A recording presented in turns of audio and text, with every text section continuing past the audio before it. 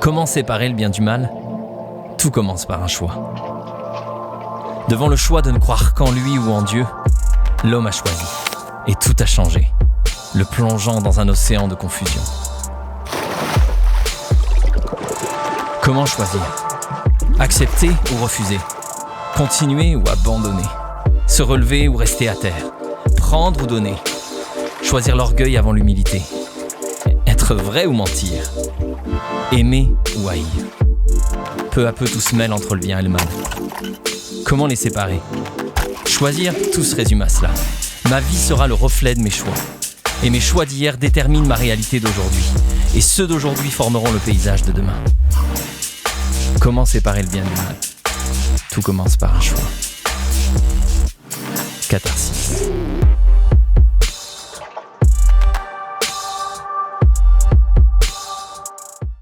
Nous vous souhaitons la bienvenue aujourd'hui. Bonjour, bienvenue à notre toute nouvelle série Catharsis, séparer le bien du mal, une série sur les choix. Catharsis, séparer le bien du mal, une série sur les choix.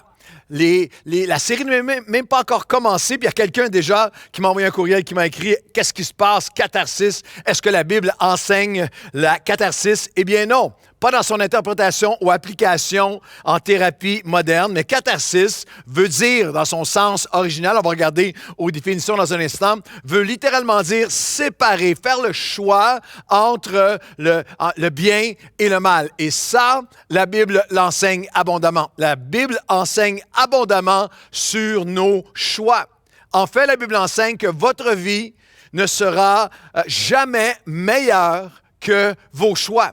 Que rien n'a plus d'impact, absolument rien, n'a plus d'impact et d'influence sur votre vie et sur sur la vie de tous ceux que vous aimez, que l'impact de vos choix. Lorsqu'on regarde aux définitions pour catharsis, quelques définitions, la catharsis repose sur la libération des effets liés au traumatisme, c'est-à-dire la décharge émotionnelle qui accompagne la prise de conscience. Le mot katharos, choix conduisant. C'est un choix conduisant à un nettoyage, à une pureté morale ou religieuse.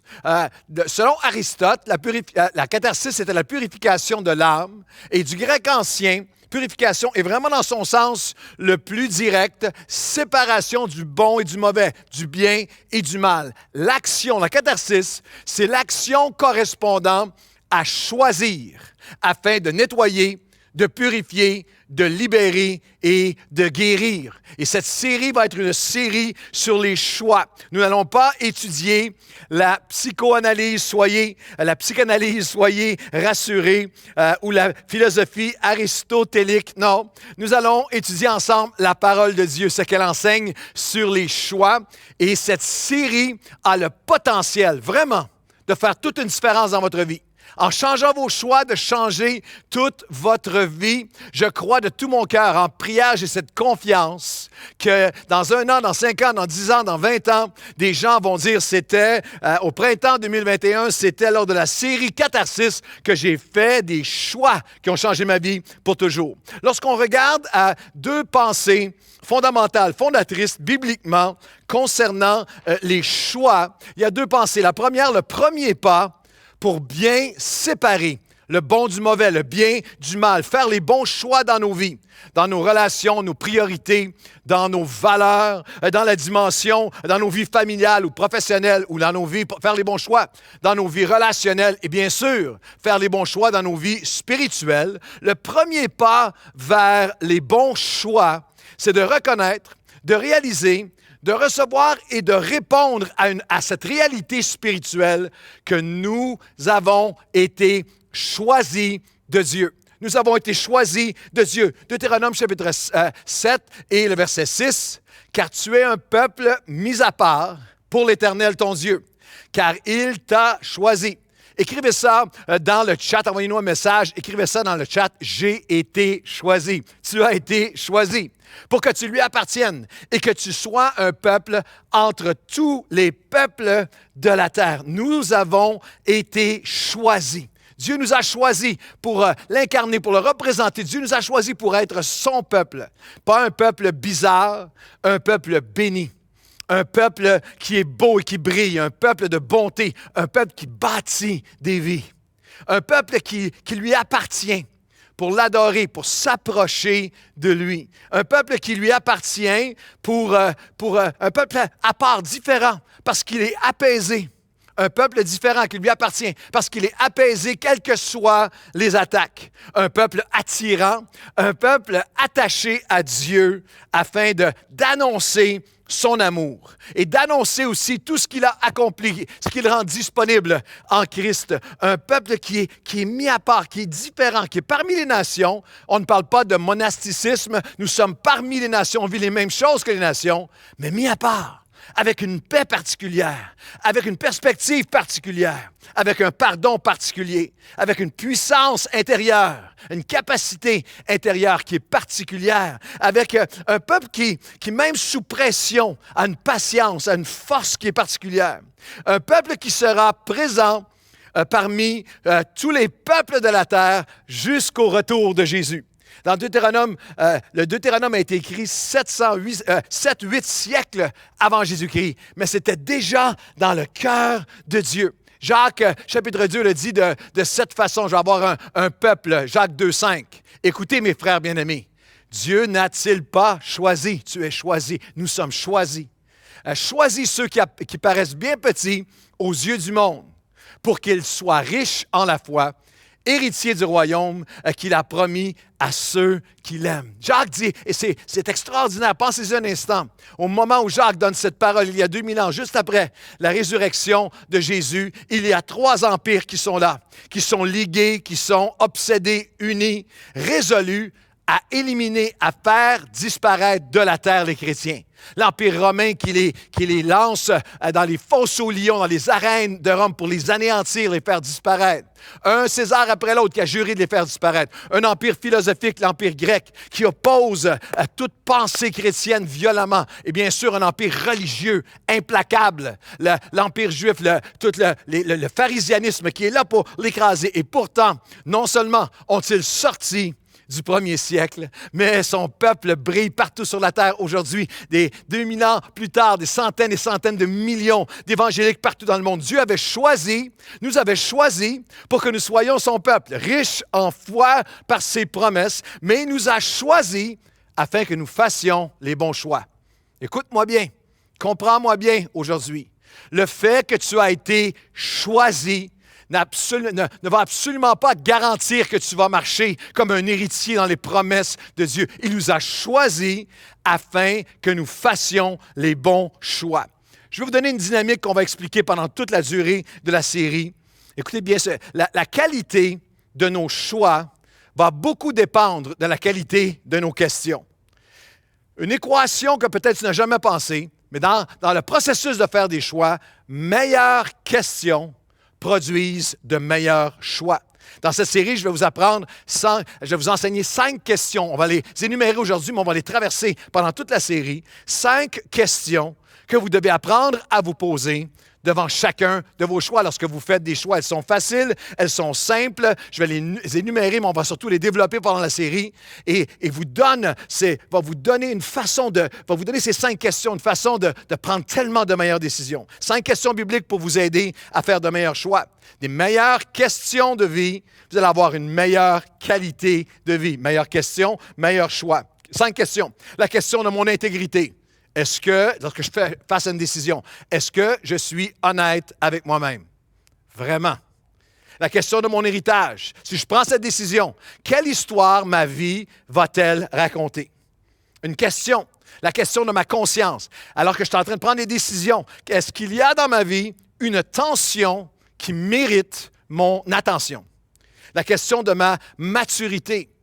Et la question de la maturité, c'est quelle est la chose sage, selon Dieu, à faire dans cette situation? Et la question des relations, qu'est-ce que l'amour demande de moi dans cette situation? 5 questions pour vous aider à prendre des choix pour Dieu, parce qu'il y a 2 pensée fondamentale bibliquement concernant les choix. Dieu nous a choisis, mais Dieu nous appelle à faire des choix. Dès le livre de la Genèse, le livre des commencements, de la genèse des relations interpersonnelles humaines, relations familiales, relations spirituelles, toi et ton prochain, toi et ton Dieu, Dieu nous appelle à faire des choix. En Genèse chapitre 4 et au verset 7, c'est une certitude, c'est un absolu, c'est un immuable, tu ne peux pas l'éviter. Si tu choisis de bien agir, tu relèveras ton visage. Et si tu choisis de mal agir, de faire le bien ou de faire le mal, le péché se couchera à ta porte et ses désirs se porteront contre toi, vers toi. Mais toi, tu peux choisir de dominer sur lui. La parole de Dieu nous enseigne que nos choix d'hier ont un profond impact sur nous aujourd'hui. On est où on est aujourd'hui à cause de nos choix d'hier. Que nos choix d'aujourd'hui peuvent avoir un impact extraordinaire sur nos demain. Quels que soient les choix que tu as faits hier, tu peux commencer aujourd'hui à faire des choix qui vont donner une direction et un sens à ta vie. Nos choix d'hier, cependant, ne garantissent pas une protection aujourd'hui. Tu peux avoir fait des bons choix dans différentes saisons de ta vie, mais aujourd'hui, dans cette saison-ci, c'est pour ça que ce message est pour les chrétiens et pour les gens de tous les âges, quelle que soit la décennie dans laquelle tu es en ce moment, dans ta vie, l'étape de ta vie, la saison de ta vie, il y a des choix d'hier qui sont là, qui ont porté de bons fruits, mais tu dois prendre de bons choix aujourd'hui. Nos choix humains, la Bible enseigne que nos choix humains ont des ramifications spirituelles. Le péché se couche à ta porte, ses désirs se porteront vers toi. Nous sommes engagés dans un combat spirituel. Il y a des décisions qu'on fait au niveau humain, mais il y a un ennemi, il y a un accusateur, il y a une dimension spirituelle à nos décisions. On va apprendre à faire les bonnes décisions spirituelles pour le combat spirituel ensemble. Et la Bible enseigne aussi que nos choix et même le refus ou la négligence à faire des choix va avoir des impacts inimaginables, insoupçonnés dans nos vies. Dans 1er Roi 18, 21, un homme de Dieu, Élie, appelle le peuple de manière sans équivoque à faire un choix clair. Alors Élie s'approcha de tout le peuple et dit, « Jusqu'à quand? Jusqu'à quand vas-tu clocher? Vas-tu pencher d'un côté ou l'autre? Si l'Éternel est Dieu, allez après lui. Si c'est Baal, les idoles de l'époque, allez après lui. » Mais le peuple ne lui répondit rien. L'absence de choix, le refus de choisir. Nous ne sommes jamais seuls. Nous ne sommes jamais les seules personnes impactées par notre refus de répondre à l'appel à faire un choix. Lorsque tu refuses de faire un choix, ça n'a jamais un impact sur toi seul, mais avoir un impact sur tout le monde autour de toi, sur ta famille autour de toi. Alors la question pour toi et pour moi en ce début de série, est-ce qu'il y a une sphère de ma vie où je fais simplement répondre rien? Où je ne dis pas à Dieu, non, je ne me prononce pas contre, tout a l'air bien en surface, mais dans mon cœur, je ne réponds pas. Je refuse de faire un choix clair pour Dieu, avec toutes les conséquences que ça peut amener. Albert Einstein le dit de cette façon, « Le monde ne sera pas détruit par ceux qui font le mal, mais par ceux qui le regardent et choisissent de ne rien faire. » Des couples, des familles, des ministères, des carrières, des amitiés, des relations, des mariages ne sont pas juste détruits par des actions de mal, par des mauvais choix, mais par aussi celui ou celle qui refuse de faire des choix. Par celui qui ne fait pas les choix. Passez-y un instant dans l'épître de Jacques, chapitre 4, il le dit de cette façon. Celui donc qui sait faire ce qui est bien et qui ne le fait pas commet un péché. Pensez-y vraiment. Regardez ici, il y a un homme. Pensez-y, voici un homme qui refuse de faire un choix. Il sait ce qu'il serait bien de faire, mais il refuse de faire un choix. Ou il refuse de faire son choix. Il refuse de séparer le bon du mauvais, de faire le bon choix. Il refuse ou il retarde, il remet à plus tard ou il remet la responsabilité sur d'autres, refuse de faire un choix ou simplement remet toujours à plus tard de faire un choix. Ça peut être un choix face à sa consommation de boissons, de cannabis ou autre drogue qui est en train de gruger sa vie. Refuse de faire un choix, ne répondit rien. Refuse de faire un choix face à son orgueil, face à un choix face au mensonge dans sa vie, à la double vie. Refuse de faire un choix face à ses colères. Un homme, une femme refuse de faire un choix face à ses jalousies, à ses comparaisons, face à son amertume, à son non-pardon. Refuse de faire un choix lorsqu'il est confronté. Et quand il est confronté aux fruits terribles de ses choix passés, il ne répond rien. Quand il est appelé et défié à faire ce qu'il sait qui est bien.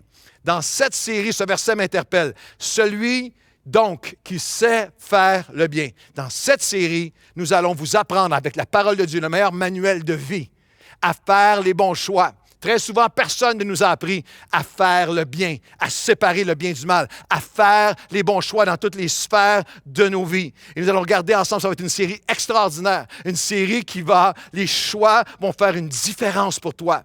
On va regarder à 3 étapes ensemble. 3 dynamiques de choix qui peuvent révolutionner ta vie. Notre vision pour toi, pendant toute cette série, c'est des meilleurs choix pour moins de regrets dans ta vie. Des meilleurs choix pour moins de regrets pour toi et pour les gens autour de toi à cause de nos choix. 3 dynamiques de choix. Dieu dit face à tes choix, arrête-toi, apprends et agis. Arrête-toi, apprends et agis. Deutéronome 30, versets 19 et 20. Arrête-toi lorsque tu as des choix à faire. Apprends à faire les bons choix et agis selon ce que tu as appris. De le savoir seulement n'est pas suffisant, mais je vais agir selon ce que je me suis arrêté et appris. J'en prends aujourd'hui à témoin, c'est Dieu qui parle. Le ciel et la terre, je mets devant toi la vie, la mort, la bénédiction, la malédiction. Choisis la vie afin que tu vives pour aimer ton Dieu, pour apprendre à obéir à sa voix, pour t'attacher à lui, car de tes choix, car de cela dépendra ta vie. De cela dépend ta vie. Comprenez bien, certains choix qui semblent les plus anodins au quotidien peuvent avoir un impact, une répercussion au-delà de tout ce que tu peux imaginer. Nos choix, les bons et les mauvais, les plus privés, les plus secrets, tes choix, lorsque personne ne voit, vont immanquablement, invariablement avoir des conséquences publiques un jour, vont être vus, vont se manifester publiquement. Vos choix vont déterminer votre histoire. Vos choix vont déterminer la direction et la qualité de votre vie et l'empreinte que vous allez laisser sur les gens autour de vous. Nos choix sont le volant, ils sont le gouvernail de nos vies. C'est pour ça que Dieu dit, arrête-toi dans le tourbillon des gens qui vont d'un choix à l'autre sans jamais s'arrêter. Dieu est tellement solennel, il dit, regarde, c'est tellement important, c'est tellement grave. Je prends le ciel et la terre à témoin. Je mets la mort et la vie devant toi, la bénédiction et la malédiction. Des choix si importants dans tous les aspects de ta vie, dans tes amitiés, dans ta carrière, des choix spirituels, des choix intérieurs, des choix matériels, des choix de consommation, des choix de communion avec Dieu, des choix d'amitié, des choix relationnels. Choisis la vie. Es-tu prêt à t'arrêter pour considérer tes choix? Es-tu prêt à apprendre? Choisis la vie pour apprendre à obéir à Dieu. Apprendre à faire les bons choix devant Dieu. Es-tu prêt? C'est une question que Dieu te pose aujourd'hui. Es-tu prêt à apprendre à faire de meilleurs choix? Le pire des mauvais choix est souvent l'absence de choix. L'aveuglement face à notre besoin d'apprendre à faire des nouveaux choix. Il y a quelques années, une femme que ma famille connaît bien, qui est une femme extraordinaire, mais qui, avec toutes les belles choses que dans sa vie, les belles qualités qu'elle a vécu tellement de souffrance après souffrance, douleur après douleur, et elle était dans une saison de douleur terrible, on la connaît depuis plusieurs décennies. C'était encore une fois souffrance, drame terrible dans sa vie. Et elle m'avait écrit un courriel, un texto qui m'avait marqué, elle m'avait dit, ce n'est pas mon avenir qui me fait peur, c'est mon passé qui me tue. Et quand j'avais lu ça, j'avais été touché émotionnellement, mon passé qui me tue. Mais très rapidement, je pense que le lendemain matin, j'étais en prière pour elle. L'Esprit de Dieu est venu très fort me confronter cette parole et dire, c'est pas vrai, ça c'est faux. Ce n'est pas ton passé qui te tue. C'est tes choix passés qui sont encore tes choix présents. C'est ton refus de faire des choix, d'apprendre à faire des nouveaux choix qui menacent ton avenir. Arrête-toi, apprends et agis selon tes choix. Nous allons faire des choix extraordinaires. Une série de messages sur 6 semaines. Et on va regarder ensemble et dire, je choisis. Faire des choix. Je choisis à choisir entre être dans les plans, dans sa parole, la place que Dieu a pour moi, ou choisir d'être populaire. Choisir entre la confiance et le contrôle. Choisir entre la discipline et les regrets. Choisir entre la jalousie et la joie. Tu ne peux pas avoir les deux. Dans la jalousie, ça va te voler ta joie. Choisir entre l'urgent et l'important, entre paraître et avoir une profondeur. Choisir entre l'amertume et les accomplissements. Tu ne peux pas avoir les deux. Entre l'amertume et les accomplissements. Choisir entre changer ou mourir, m'endurcir ou m'élever, me résigner ou me relever, ça va être puissant.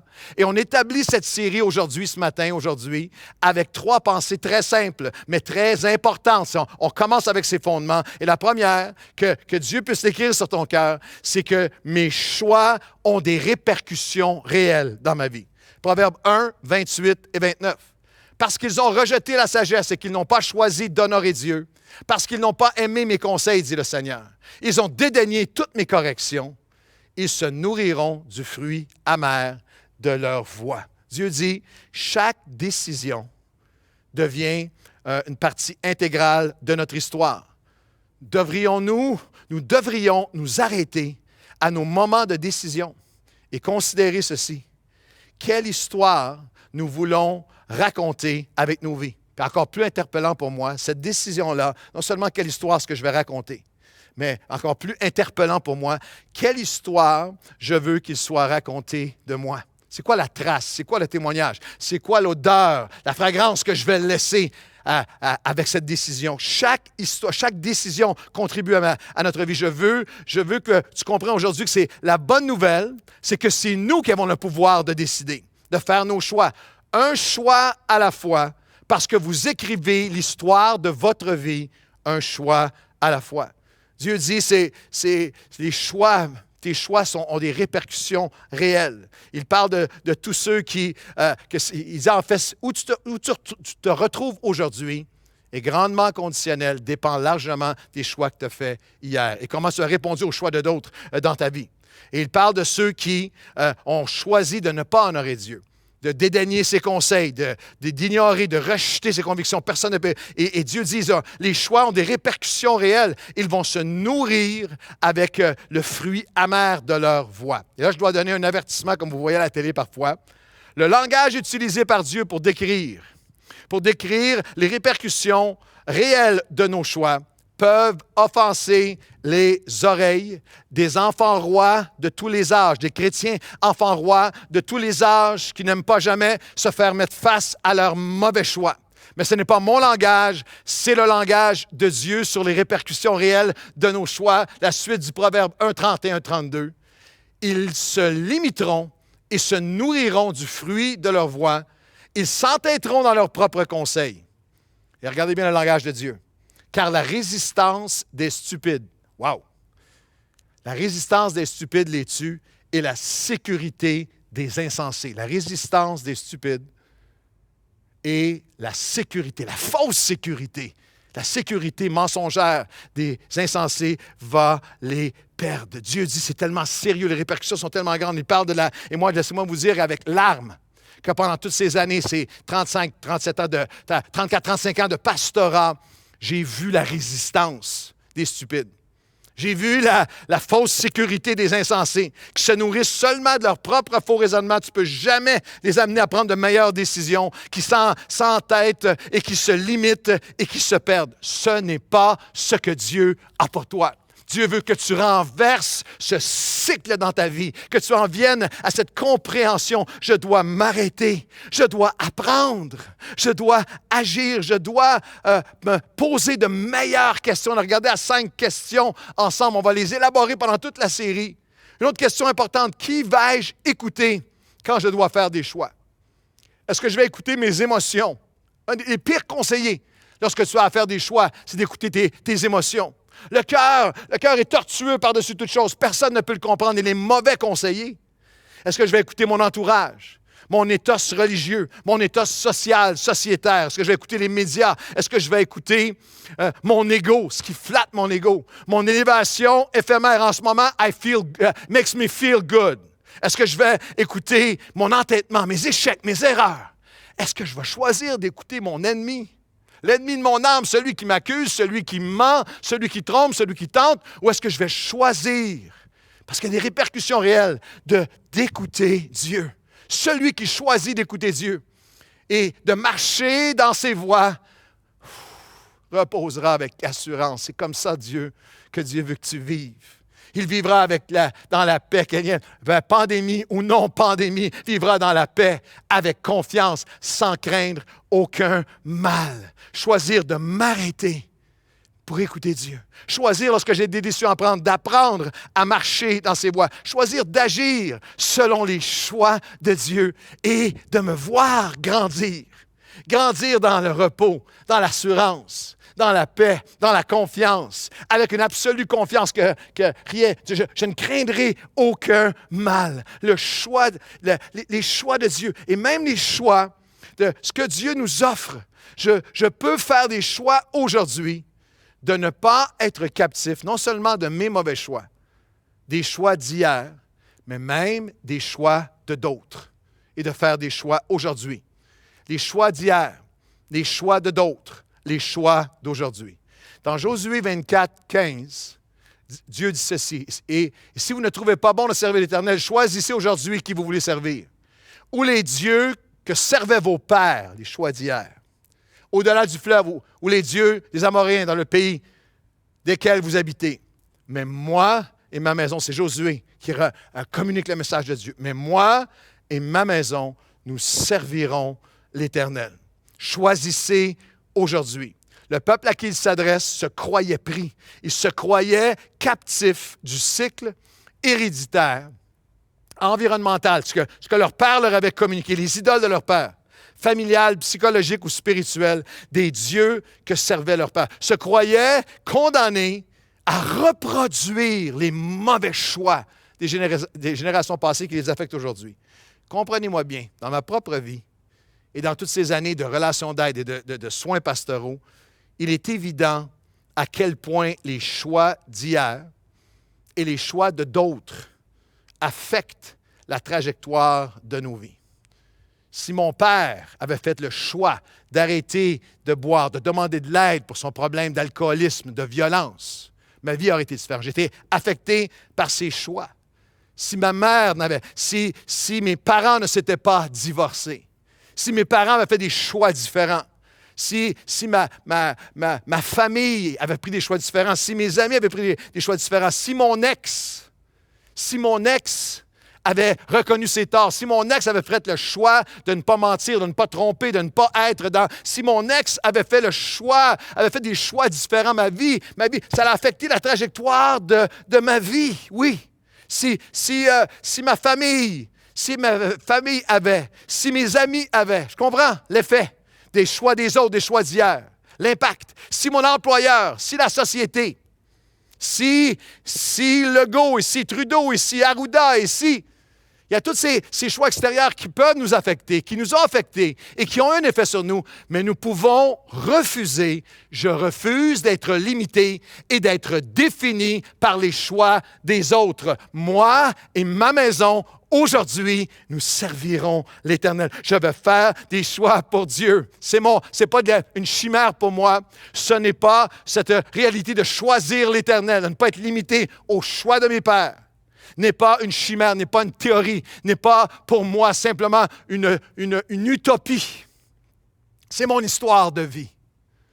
Je peux aujourd'hui me tenir devant vous et vous dire, c'est seulement alors que j'ai tourné mon cœur vers Dieu et que j'ai réalisé qu'il m'a choisi pour faire des choix. Et de choix en choix, je viens d'un arrière-plan. Mon père était alcoolique. Mon père était bipolaire. Mon père souffrait de santé mentale. Mon père était irresponsable. Mon père était violent. Et c'était tout ce qui est le seul entourage, le seul environnement que j'ai connu. Mais j'ai choisi de ne pas être défini par leur choix. Moi, aujourd'hui, je choisirai de servir l'Éternel. C'est aussi le témoignage des nouvelles vies.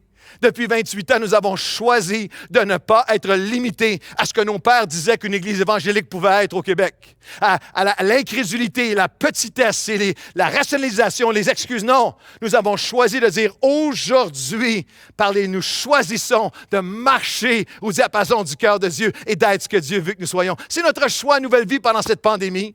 Nous faisons le choix, cette pandémie ne nous définira pas. Ça va être une saison que nous allons saisir pour nous emparer de la volonté de Dieu. Catharsis, séparer le bon du mauvais, le bien du mal, une série sur les choix, parce que mes choix ont des répercussions réelles et sans limite lorsque je les mets dans les mains de Dieu. Et deuxièmement, Parce que mes choix peuvent être des réactions. Manquez pas ceci, c'est important. Ou devenir fondés sur la réflexion, la repentance ou des réponses qui reflètent de nouvelles révélations de sa volonté. C'est une phrase complète, je vais la relire. Nos choix, mes choix, peuvent être des réactions. Je peux seulement réagir avec impulsivité ou devenir fondé, avoir des choix où j'apprends à fonder sur la réflexion. La repentance, ça veut dire changer de direction. Je m'arrête pour apprendre et agir, où je peux changer de direction, apprendre, faire les choses différemment et des réponses qui reflètent. Mon choix n'est pas une réaction, c'est une réponse réfléchie, fondée sur la révélation nouvelle que Dieu me donne, sur la sagesse qu'il me donne aujourd'hui dans les révélations de sa volonté. Un proverbe extraordinaire dans le proverbe 27 et le verset 12. L'homme prudent voit le mal, il voit les dangers, il choisit le refuge et il se protège. Les simples avancent et réagissent. Les simples foncent et réagissent. Sans réfléchir ni apprendre. C'est un cycle dans leur vie, l'histoire de leur vie. En payant le prix et en le faisant payer à ceux qui sont autour d'eux. Et en subissant les conséquences. C'est tellement important de comprendre la différence entre une réponse. Voici un choix de répondre à ce qui m'arrive et de juste y réagir. Parce que nos réponses sont aussi des choix. Parce que nos réponses réfléchies avec repentance donnent toujours de meilleurs résultats et moins de regrets que nos réactions d'impulsivité. J'ai très peu eu de regrets ou à m'excuser ou à payer des conséquences terribles lorsque j'ai choisi dans ma vie de répondre avec des réflexions, avec repentance, avec réflexion, avec une réponse à la révélation de Dieu. Voici ce que Dieu voudrait pour moi. Mais j'ai eu beaucoup à regretter dans ma vie, et vous aussi. J'ai beaucoup bousillé, j'ai beaucoup eu à m'excuser, à essayer de réparer des pots cassés quand j'ai choisi de laisser exploser mes réactions, juste par impulsivité. Une réponse est aussi un choix. C'est ça qui est l'antidote à l'apitoiement. C'est pour ça qu'il y a des gens qui vivent des circonstances qu'ils n'ont pas choisies, des circonstances horribles, terribles, mais par leur réponse, pas leur réaction seulement, mais par leur réponse à leur situation, écrivent une histoire de vie extraordinaire. C'est l'immense différence entre le choix d'une réponse inspirée qui refuse de choisir la tyrannie de l'immédiat. Je réponds juste maintenant sur les conseils, juste en ne regardant pas au futur, juste l'immédiat, je fonce. Mais plutôt versus le choix de la réaction impulsive. Réaction impulsive. Juste l'immédiat. Et non, la réponse qui dit non, moi je veux réfléchir, je veux marcher avec repentance, je veux marcher dans la révélation de Dieu. Avez-vous déjà fait un achat par impulsion, par réaction, un commercial à quelque chose que vous voyez en ligne, ça me le prend. J'ai un ami que je ne nommerai pas sur l'équipe pastorale qui récemment s'est acheté. Je ne veux pas le nommer, mais ça commence par Joss et ça finit par Livier. Et ça pourrait être Justin Livier, mais je ne le nommerai pas. Pasteur Justin Livier qui récemment s'est acheté, peut-être vu une annonce, peut-être juste par impulsion, s'est acheté une pelle électrique. Son épouse me disait, qui est mon assistante Guylaine, qui avec sa pelle électrique, il n'y avait rien qui se ramassait, il n'y avait rien qui se pelletait, mais la pelle électrique faisait juste, il shootait de la neige d'en face, il y avait de bonhomme de neige avec sa pelle électrique. Et moi, je réponds avec un moment d'humilité et de repentance aussi. J'appelle ça mon impulsion, ma réaction à mes bâtons de golf miracles. Vous savez, en ligne, parfois, tu as des annonces qui sont irrésistibles. Et moi, au fil des années, j'ai acheté le bâton qui garantissait que je sortirais des trappes de sable parfaitement, les chips parfaites, les potes parfaits, afin de régler le bâton qui fait en sorte que tu vas régler, tu n'auras plus jamais de slice. Je prenais un cours de golf, une leçon de golf avec un pro l'été dernier, et il inspectait mon sac, puis il a commencé à voir tous mes bâtons miracles. Et puis il a dit, je vois que tu cherches le raccourci miracle. Il y a des choix par réaction impulsive qui sont embarrassants. Payer 4 fois 29,95 pour quelque chose qui ne vaut même pas 29,95, c'est embarrassant. Mais il y a des choix par réaction impulsive qui sont beaucoup plus graves, beaucoup plus lourdes de conséquences, paralysantes, dévastatrices. Des choix de consommation qui est impulsive et par réaction qui mènent à l'endettement et à toutes ces pressions. Des choix de paroles sur des émotions qui déchirent, qui font du mal, qu'on n'est pas capable de reprendre et de rebâtir. Des choix secrets, de désirs qu'on transforme en besoin. Il faut que je. et qui détruisent et font bien du mal autour de nous. Des choix d'amertume, des choix de jalousie, des choix de résister à ce que Dieu veut faire dans ma vie, des choix relationnels, des choix financiers, des choix spirituels. Regardez au texte encore une fois de Proverbe 27 et le chapitre 27 et le verset 12. Le prudent voit le mal, il voit les dangers, il choisit le refuge et se protège. Le simple avance et réagit sans réfléchir ni apprendre, en payant le prix et en subissant les conséquences. Ce principe est répété 2 fois dans les Proverbes. C'est tellement important, les mêmes mots exactement, 27-12 et Proverbes 22-3. Et la Bible fait le contraste entre le prudent, celui dont les choix reposent sur une réflexion, sur la repentance, sur des réponses et non des réactions à la volonté de Dieu, et le simple, qui fait des choix par réaction impulsive. Le prudent, comment dans le langage hébreu original, il décrit comme étant, il est alerte. Il est conscient du mal, des dangers de ses choix, des conséquences de ses choix. Il sépare le bien du mal. Il fait des choix afin de répondre aux circonstances, aux épreuves, aux choses qui arrivent dans sa vie, aux déceptions, à ses ambitions. Et non seulement de réagir, il choisit le refuge en Dieu, le refuge de la sagesse de Dieu, du peuple de Dieu, du conseil de Dieu, de gens qui ont marché avant nous, de la présence de Dieu, des principes de Dieu. Il choisit, il grandit, il s'arrête, il est prêt à apprendre. Il agit avec prudence, il trouve le refuge et il est protégé et toute sa famille l'est aussi. Et tout son entourage l'est aussi. Il fait le contraste avec le simple, pété dans l'hébreu. Il croit, et lui, c'est celui qui croit tout. Il est facilement tenté et trompé. Il voit le danger, mais ne fait aucun effort pour l'éviter. Il fonce avec aveuglement. Il répète les mêmes patterns. Il répète les mêmes mauvais choix sans réfléchir ni apprendre. Il en paye les conséquences. Il fait subir le poids des conséquences de ses mauvais choix à tous ceux qui sont autour de lui. Les choix, ma réaction versus ma réponse dans mes choix va déterminer comment je vais passer cette pandémie. Va déterminer comment je vais traverser chaque saison de ma vie. Va déterminer si je suis celui qui est prudent. Et prudent ne veut pas dire qu'il est peureux, ne veut pas dire qu'il n'a pas de foi, qu'il ne veut pas faire de grandes choses. Au contraire, c'est le prudent et celui qui sait, qui comprend que lorsqu'il remplace ses réactions impulsives par des choix selon sa parole, selon la présence de Dieu, selon la sagesse de Dieu, des réponses réfléchies dans la repentance et la révélation de Dieu, qu'il n'y a pas de limite à l'histoire que mes choix vont écrire, à tout ce qui peut être rebâti, tout ce qui peut être réparé. Je regardais un site récemment d'une église qui a des centaines de petits groupes aux États-Unis. Je regardais les différents petits groupes, les groupes en Zoom. Et il y avait une catégorie de groupes bibliques et tout ça. Puis il y avait aussi une catégorie d'intérêts divers, des groupes de sport, des groupes... Et j'ai été intéressé, j'ai été interpellé. Je trouvais ça, j'étais surtout curieux. Il y avait un groupe dans une église chrétienne aux États-Unis, groupe pour chrétiens qui sont fous des héros Marvel. Vous connaissez les héros Marvel? Et là, je me suis dit, wow, quel groupe!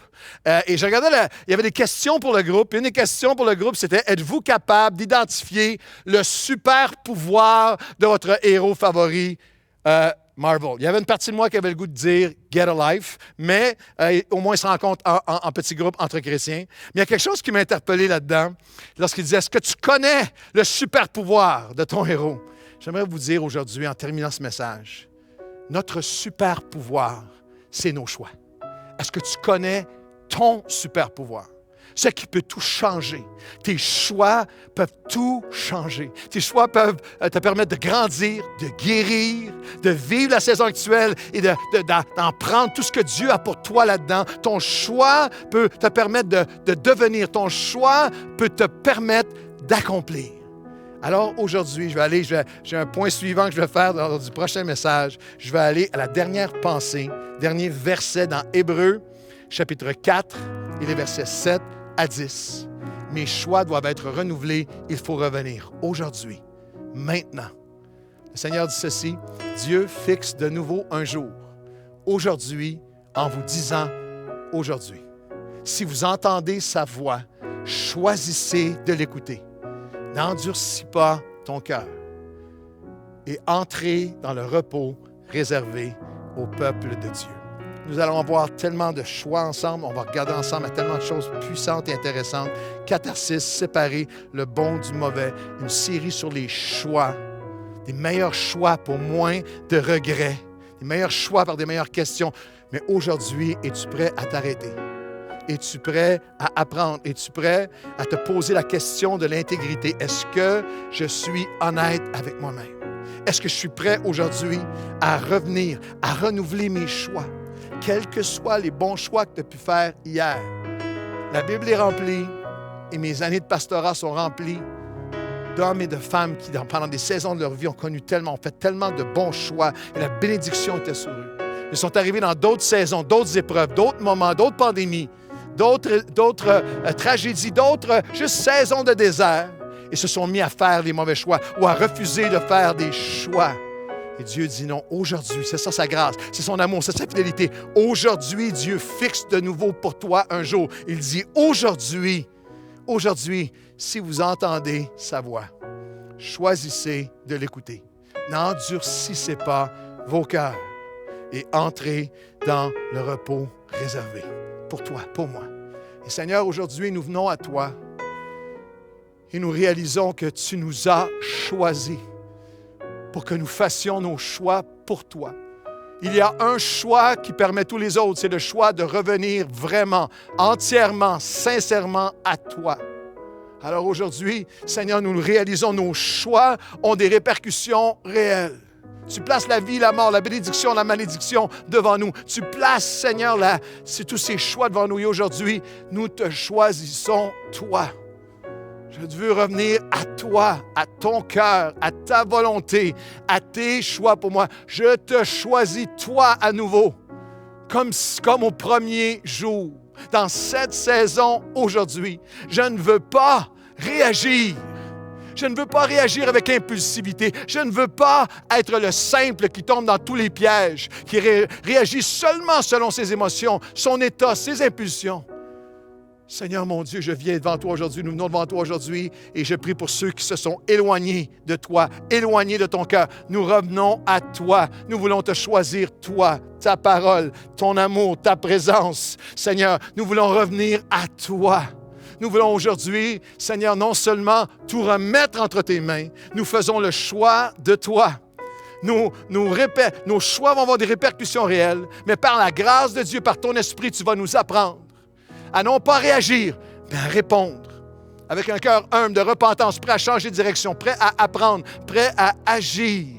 Et Seigneur mon Dieu, tu vas renverser. Je prie pour tous ceux qui ont subi les douleurs, les blessures des mauvais choix des autres, des épouses, des époux, des enfants, des parents qui ont souffert des mauvais choix de d'autres. Aujourd'hui, Seigneur, nous te remettons tous ces mauvais choix et nous disons, nous ne serons pas soumis, nous ne serons pas limités, nous ne serons pas définis par les mauvais choix, nos propres mauvais choix d'hier ou les mauvais choix de d'autres. Nous nous offrons à toi aujourd'hui. Nous n'endurcissons pas nos cœurs. Tu as fixé ce jour, cette série, ce printemps 2021 pour moi, pour nous, pour tous ceux qui s'unissent avec moi aujourd'hui. Et tu vas faire cette différence extraordinaire dans nos vies. Dans le nom de Jésus. Amen et Amen. Restez avec nous pendant toute cette série. Ça va être extraordinaire, ça va être puissant. Et je prenais un moment avec l'équipe de Worship Nouvelle Vie qui chante le témoignage que nous allons voir tout le monde ensemble. Pendant qu'on va faire ces choix pendant toute cette série, nous allons voir Dieu agir, transformer, guérir. Et nous allons chanter ensemble. Il l'a fait. Mon Dieu l'a fait. Mon Dieu l'a fait pour moi. Choisissez aujourd'hui qui vous allez servir. Choisissez la vie.